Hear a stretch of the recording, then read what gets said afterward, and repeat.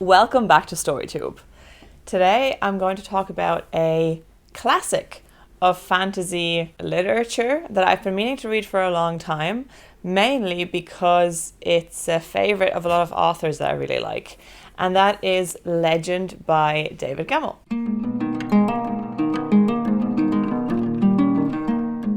So Legend was first on my radar because John Gwynne talks about it quite a bit as being one of his favourite and formative fantasy reads. So this came out in 1984, I believe. But John Gwynne is not the only author that quotes it as an inspiration for his own writing.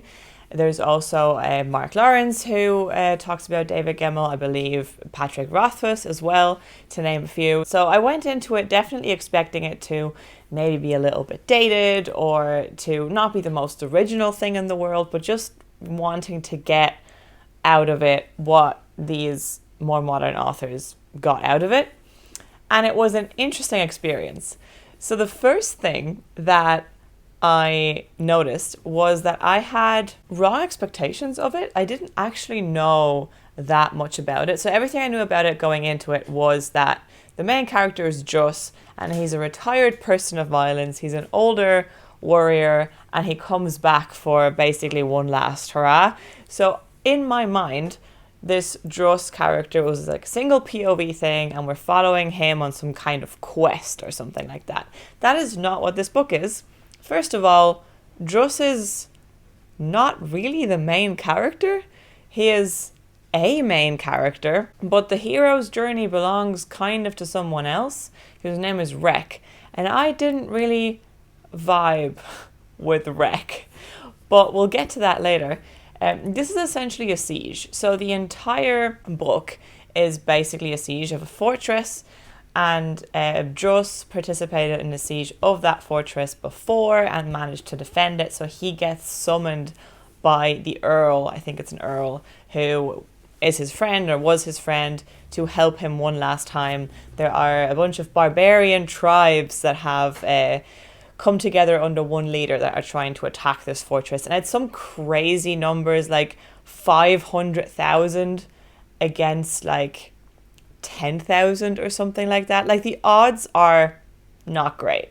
So this is kind of the setup, and I loved every aspect of the siege thing. You can definitely see where somebody like John Gwynne got his knack for writing action scenes. And I know like John Gwynne obviously is a like Viking reenactor, and that's how he knows how action works. But you can see the influence here. Like he read this book, and this is why he thinks action scenes are so important, and where he gets the like dynamics from it. And I really liked all of the planning for the siege and all of the action scenes in it. So basically this kind of read like David Gemmell read the Battle of Helm's Deep in the Two Towers and thought, lads, we can do better. So this is Helm's Deep on steroids. So you have the overwhelming odds situation. You have the big kind of fortress with different levels and different walls, but it's much bigger, and there's like full-on villages between each wall. So the first thing that Juss does when he gets there is basically, we need to change our tactics, and he needs to build up morale. And I enjoyed all of that. And he's a very much like grumpy kind of hero character that's also completely overpowered in comparison to everybody else. But I enjoyed it. It was well written. It was fun. It was dynamic. His dialogue is really good. So like, I really liked all of that. My main problem with the book was our kind of main character, Rek, and the portrayal of women. Now, I'll talk about Rek a little bit first, because I think that it kind of ties together.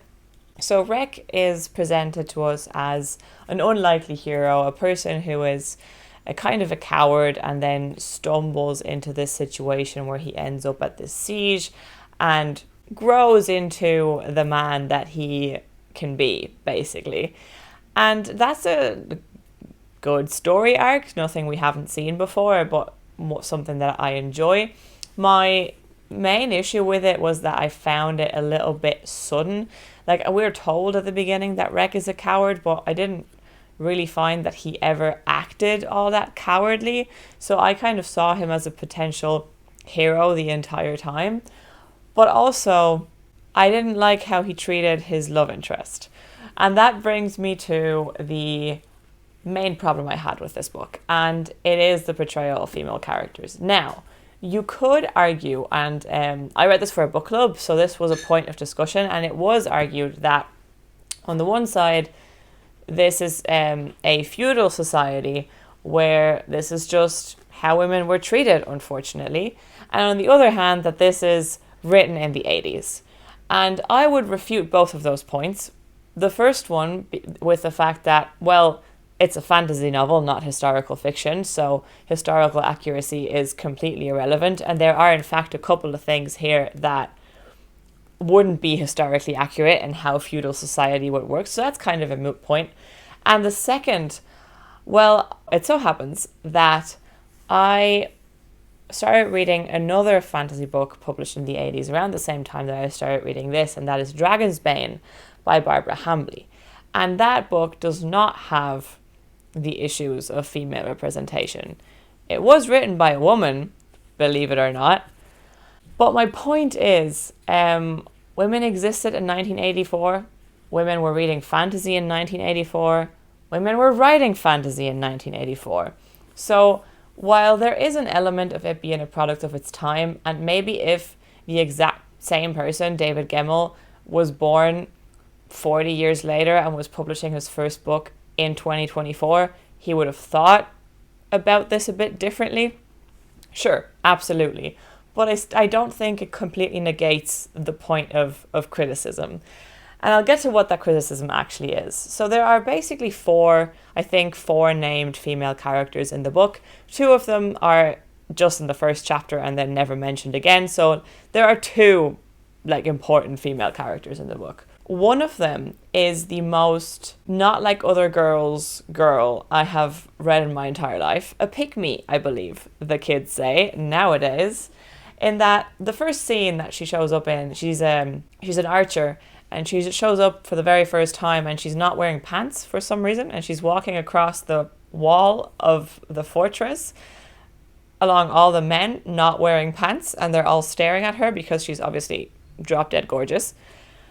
Which was just a strange scene, and she gets a bit of character development later, and her relationship with Druss is actually quite interesting, but I don't think it was handled to its full potential, and it was a bit weird overall. Like, her character was a bit strange.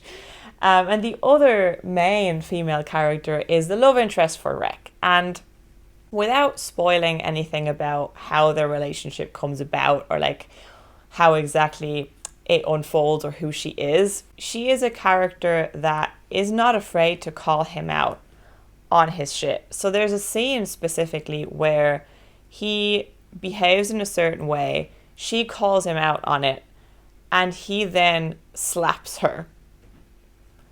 She is unhappy with this, understandably, leaves to sulk. Somebody else advises Rec to go apologize to her. He says no, and then eventually she comes and apologizes to him.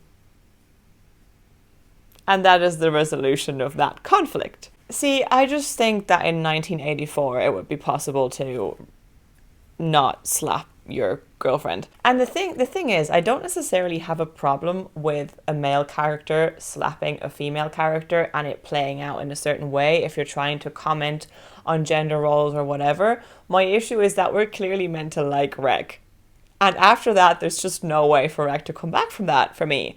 So I just wanted Rec to die the entire time. And I wanted to go back to Druss because I was enjoying everything that was going on with Druss and everything that was going on with the army. And every time we had Rec, I was just like, go away. I don't care about you. I just couldn't quite get over it. And ultimately, the book is not very long. It's like 300 pages, 330 pages. I enjoyed every single part of this book that didn't have a woman in it. I would have rather there were no women in this. I would have rather he pulled a Tolkien and just didn't have women in it at all. And then I could say, you know what? Fair enough, there's plenty of media from the 80s that doesn't have any women. Do I like it? No, but whatever. I would have liked the book more than the way it is. And that says a lot. Apart from that, there was some interesting potential commentary that didn't go very deep, but I did appreciate that it was there, where we're following the characters that are defending this fortress.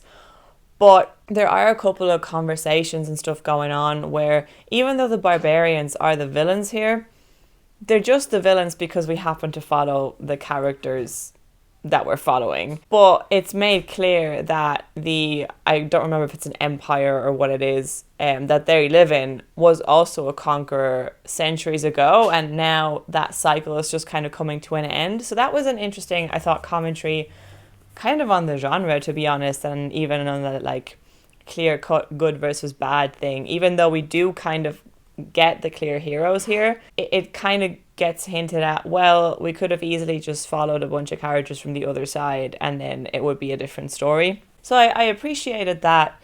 And the magic itself, this is a very low on magic fantasy. It's very much focused on the war aspect and the action aspect and the characters in there and how they're dealing with it. But there is a little magic faction that does never really get explained. And it gets a bit trippy at times that I thought came a little bit out of nowhere, but I enjoyed it. And I enjoyed that he doesn't explain it. It's just kind of there. So yeah, Legend. I'm really happy that I read this book. I definitely see why it's as influential as it is. I can see its influence all over modern fantasy for sure. And I get that if you read this in the 80s and grew up with it, you would be extremely fond of it. I absolutely understand that. I enjoyed a lot about it. However, I think it's dated and a bit more dated than it should be, considering that it's 40 years old, not 100. But let me know if you've read Legend, if you had a similar experience, a different experience entirely. I'd be happy to chat about it and see how our experiences compare. I know it's a series, but you can read it as a standalone. I was actually going to say that as well. So there's a bunch of books. I actually can't remember how many, but like a lot. But this was kind of written as a standalone, and I think a lot of the other books are kind of prequels and stuff like that. So like he jumps back and forth. So it definitely reads as a standalone, and I actually really like the end of it. So if you just want a little bit of a taste of what it's like, don't worry about having to commit to a huge series. It's really just 300 pages. I'll talk to you in the comments. Like the video if you're interested in more classic fantasy reviews. There might be some more coming your way sometime soon. And subscribe to the channel if you feel so inclined, and all that stuff that we always ask you to do. And we'll see you next time. Thank you for watching.